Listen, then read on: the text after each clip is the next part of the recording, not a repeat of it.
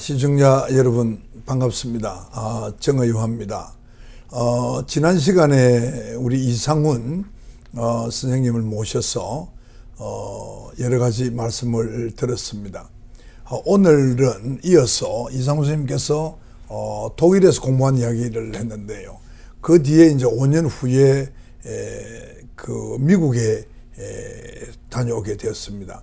그 미국에 간 것은 제가 주로 시작했던 그 안면경련증 그리고 3차 신경통 수술을 고안해낸 그걸 뭐 발명했다고도 할 수 있죠. 제일 처음에 그 원인을 밝혀내고 그 치료법을 알아낸 그 피츠버그 대학의 피터 제네타 교수님에게 배우기 위해서 미국을 다녀오셨는데요.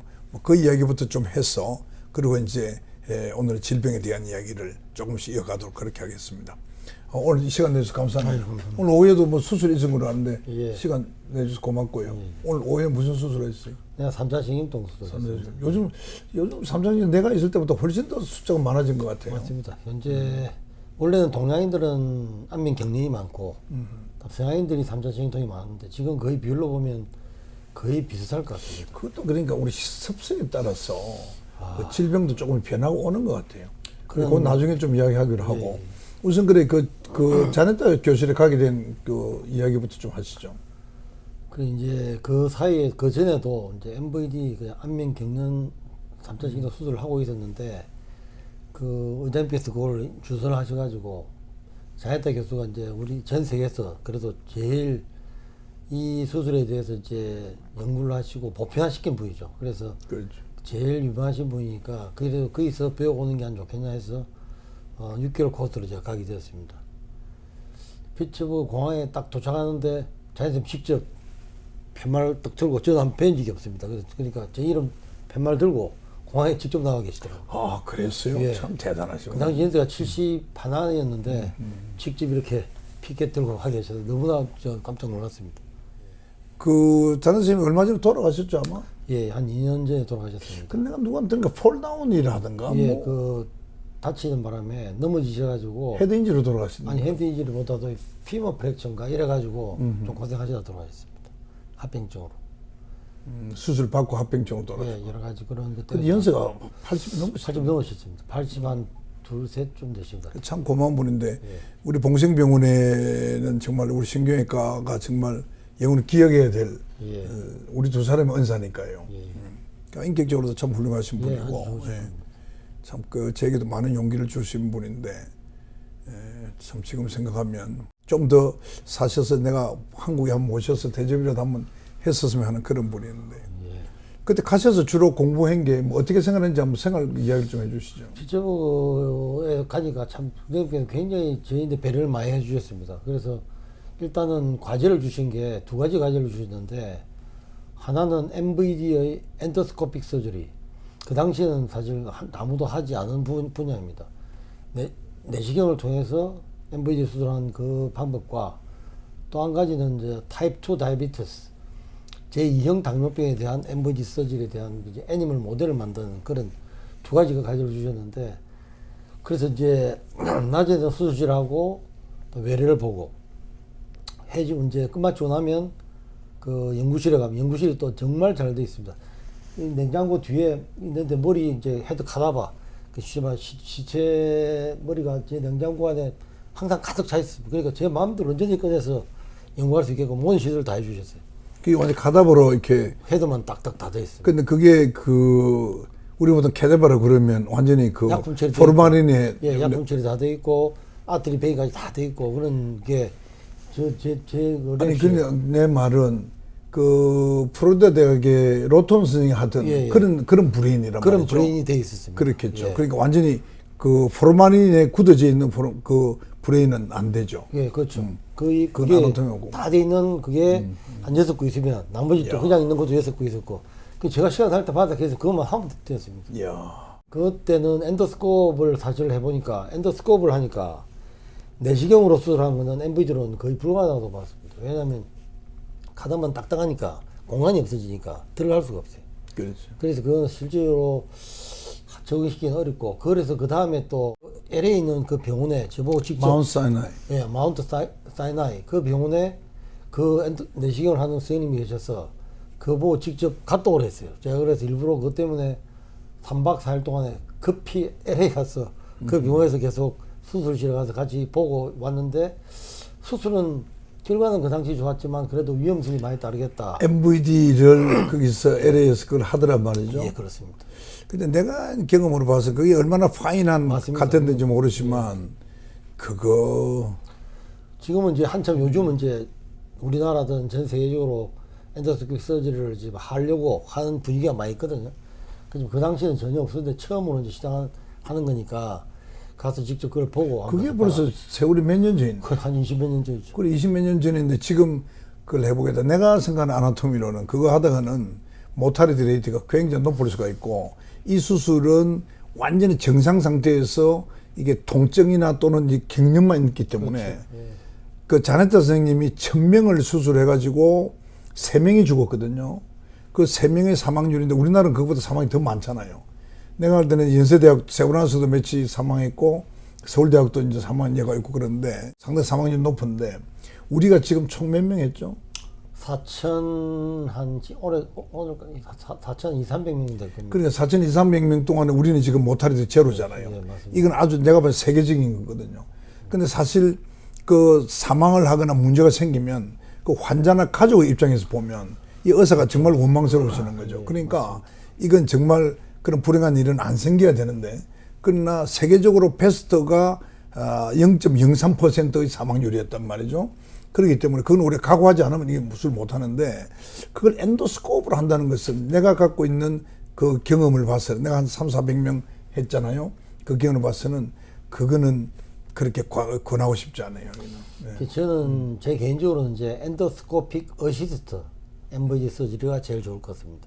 그러니까 그냥 마이크로 서저리를 하되 한 번씩 제일 중요한 자리가 안 보이는 포인트가 있기 때문에 그때는 내시경을 넣어서 잠깐 확인하고 보는 거 어떻게 돼 있다는 걸 확인하고. 그런데 그 엔도스코프를 넣어서 확인하는 게 이제 뭔지 내가 생각이 되는데, 예. 그러면서 스몰 베슬을 데미지를 줄 수가 있단 말이죠. 그건 이제 그 방법 조심을 해야죠. 그러니까 그건 굉장히 조심해야 되는데, 그 안 보이는 부분이라는 것도 우리가 그 하기에 따라서는 난 내 경험 부상으로는 뭐 안 보이는 경우는 거의 없었다 이렇게 볼 수가 있고요.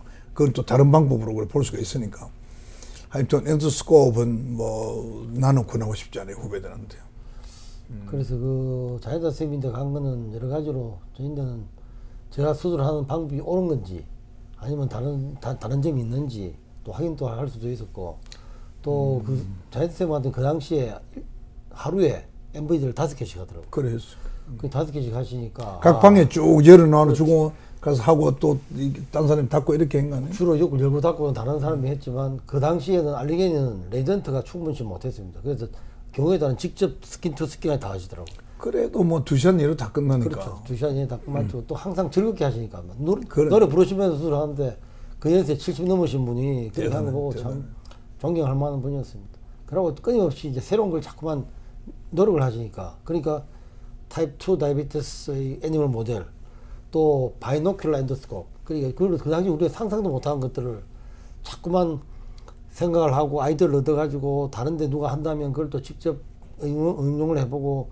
그런 노력하시는 거, 공부하시는 거, 그거 대단하신 분이죠. 그건 다 젊은 사람들이 배워야 됩니다. 이제 현대의학에서 이제 우리 일반 그 국민들이 현혹되는 것이 엔도스코프, 그 다음에 로봇 수술 이런 건데요.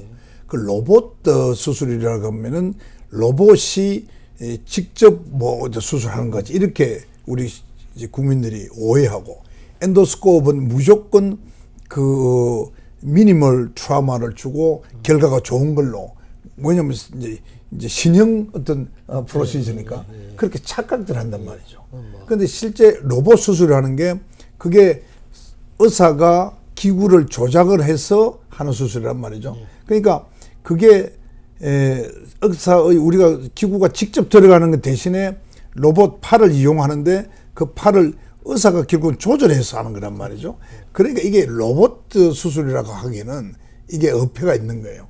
엔도스코프도 마찬가지고, 엔도스코프는 우리가 뭐 룸바 같은 거나 위험성이 거의 없는 곳이나 또는 트라우마가 주어도 별 문제가 안 되는 그런 곳은 가능한데, 브레인을 엔도스코프를 한다? 굉장히 위험하다 이런 생각이 들고, 그것도 나중에 또 좀 기회 있으면 이야기하기로 하고. 아무튼 다녀오시고 난 뒤에 뭐 좀 달라진 게 있어요? 스스로 볼 때? 좀 새로운 방법을 저 나름대로 조금 생각을 하게 되죠. 그러니까 역시 이제 눈이 좀 넓어졌다고 할 수 있을지는 모르겠지만, 그때는 옛날에 다른 선생님들이 하시는 거 보고 그냥 그것만 따라하는 그것만 하다가 흉내내는 거죠. 그것만 하다가 이걸 좀 생각을 바꿔보면 어떨까? 좀 다른 방법이 없을까? 자꾸만 좀 더 안전하고 좀 더 좋은 방법 이 생각이 된다는 거죠. 그게 좀 달라졌다고 할 수 있겠습니다. 그게 나도 경험을 해보면, 나 지금 이제 후배들 보고는 그런 이야기, 발상의 전환을 해봐라. 우리가 산을 앞에서만 보던 버릇을 했는데, 우리 은사님이 그렇게 선배가 그래서 앞에만 봤는데 옆에도 가보고 뒤에도 봐야 된다. 그래야 어떤 방법이 나온다. 그래서 새로운 발전을 한다. 그게 이제 우리 요즘 말하는 일종의 창의성이란 말이죠. 근데 우리 세대가 이제 배운 것은 되게 암기식 교육이란 말이죠. 그러니까 결국은 이 모방이죠, 모방. 그 모방을 뛰어넘어서 이제 창조로 넘어가야 되는데 그걸 우리가 못한 거죠. 그러니까 나도 미국 가서 그 수술하는 걸 보고, 내가 여태까지 하던 방법에 그렇게 얽매여 있어서는 안 되겠구나. 저런 방법도 있구나. 그리고 결과적으로 저것도 좋구나. 이런 것을 내가 보면서 나도 이제 생각이 많이 이제 바뀌었는데, 아마 우리 이상훈 선생님은 내보다 훨씬 이제 더 후배니까 또 더 새로운 걸 많이 느꼈지 않겠나 이런 생각이 되고요. 한명경영진 발생률이 그때보다도, 내가 할 때보다도 그때 10만 명당 몇 명이라고 그러는데 지금 몇 명 더 늘은 것 같아요. 어때요? 그거는 수치는 뭐라고 말 못하고. 다만 내 경험으로는 그 3차 신경통, 3차 신경통이 한 10대 1 정도로 작았거든요. 지금은 그 6대 4입니다. 오히려 그 안면 더 많이 늘어났네. 굉장히 늘어났습니다. 3차 신경통이 그만큼 많고. 그 3차 신경통 MVD 후에 그 예후는 어떻습니까? 사실은 3차 신경통 예후도 상당히 좋습니다. 근데 이제 그 MRI 파인딩 따라 많이 다른데, 라지 아트릴수록 오펜더가, 그 큰 동맥일수록 예후는 좋고요. 그건 100% 큐가 되고. 그렇죠. 네, 그 중에 베인도 있고 스몰 아트리도 있습니다. 그런 경우도 확실하게 눌려 있는 경우는 그 예후가 좋습니다. 근데 나는 트라우마유랄지아에서 베인으로 인한 것이 한 몇 케이스 기억이 나요. 그래서 어떤 거는 그냥 과거레이션은 그냥 뭐 도저히 어떻게 손을 못 대니까 그냥 그 과거레이션 해가지고 슈링크 시키고 말았고, 예후는 막 그런 대로 괜찮은 것들 그래서 생각이 되고, 튜머가 가끔 있었거든요. 네, 튜머도 많습니다. 예. 그게 햄페이셜에서는 내가 튜머를 거의 못 봤는데, 그 3차 신경통 하면서는 몇 케이스 있었는데 어떻습니까? 그 예후는 좋죠, 그거는. 지금 사실 스파즘의 그 안면 경련에 의한 튜머도 상당히 많습니다. 그래요? 나는 그 기억은 별로 기억이 안 나. 안 그래도 전에도 사실 아주 많이 안 나오는데, 제 경험으로 지금 현재 제가 가지고 있는 그 환자들에서는 슈마노마도 있고 메인조마도 있고 그렇구나. 상당히 안면 경련도 많습니다. 그래서 그런 경우도 수술하고 나면 대부분 다 좋아지니까 오히려 그렇죠. 더 좋을 수가 있고. 그 튜머도 토탈 리무브가 그렇죠. 가능하더라고요. 튜머도 이게. 제거를 하고, CSF도 있고. 반드시 그게 돼야 되게, 튜머하는 선생님하고도 차이점은 뭐냐면, 튜머하는 선생님들은 튜머만 제거하고 나서 그걸 끝인데, 항상 경련으로 온 환자들은 거기에 튜머 밑에 확인해봐야지. 아트리라든지 다른 혈관이 있는지 꼭 확인해서 그것도 같이 MVD를 해줘야 돼요.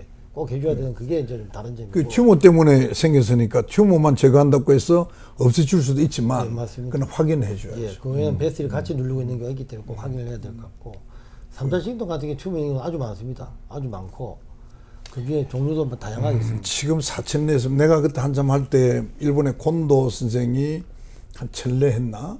뭐 2000례 했나? 뭐 그래서 그 2000례가 그 당시에 거의 뭐 세계적인 탑 그거였는데요.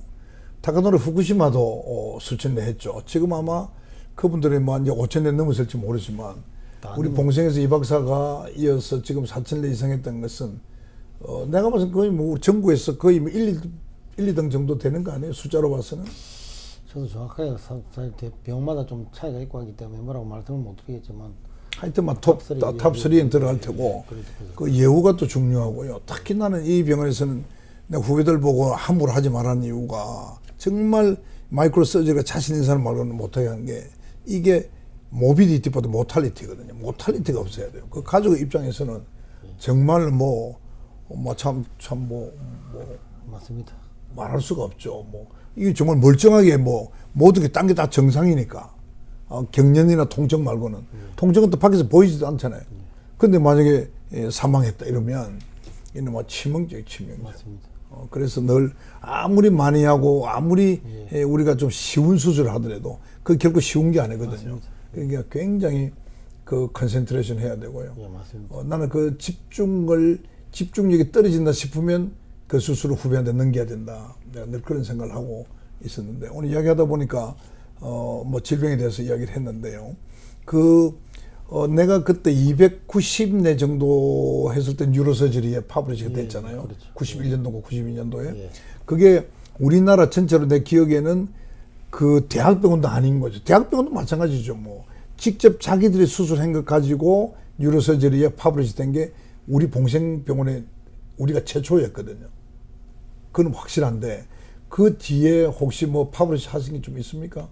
저는 개인적으로 사실 전화를 할 그런 그게 내지를 못했습니다. 사실 정리하고 이렇게 할 수 있는 그 여건이 안 돼서 못했고 맨파워가 없으니까 못한 거죠. 후배들이 좀 그걸 이제 해주기를 바랬는데 사실 그걸 이제 제일 아쉬운 점이 그 자료를 정리해서 논문으로 발표하는 게 제일 중요한데 그걸 못한 게 제일 안타깝습니다. 그게 이제 말씀 난 김에 앞으로 생물과나 이런데 이제 통계학과나 이런 공부한 친구들 있잖아요.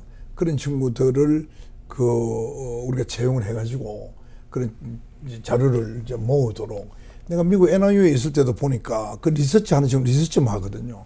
그리고 거기는 또 어시스트나 바이올로지스트가 있고요. 예. 그렇게 해서 나오는 거지 서전이 직접 수술하고 연구하고 다 하기가 참 어려워요. 대학 교수인 경우에도. 그러니까 대학 교수도 연구 90% 진료 10% 이런 정도지.